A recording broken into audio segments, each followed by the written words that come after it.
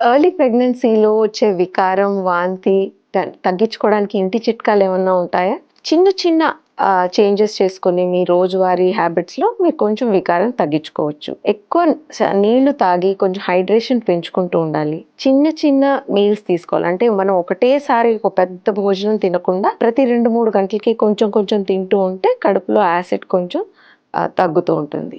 అలాగే ఆహార పదార్థాల్లో ఎక్కువ కారం కానీ, స్పైసీ ఫుడ్, ఆయిలీ ఫుడ్ తినకుండా కొంచెం బ్లాండ్ డైట్, తీపి, పులుపు ఎక్కువ ఉండే ఆహారం తీసుకుంటే మీకు ఆ వికారం తగ్గుతుంది. అల్లంతో చేసిన టీ కానీ, అల్లం లాజెంజెస్, జింజర్ లాజెంజెస్ దొరుకుతాయి. వీటి వల్ల కూడా కొంచెం వామిటింగ్ సెన్సేషన్ తగ్గుతుందనమాట. ఇవన్నీ చేసినా కూడా మీకు ఇంకా వామిటింగ్ ఉంది, వికారం ఎక్కువగా ఉంది, తిన్నదేది కడుపులో ఉండట్లేదు అనుకున్నప్పుడు మీ డాక్టర్‌ని సంప్రదించి కొంచెం మెడికేషన్ రాయించుకోవచ్చు.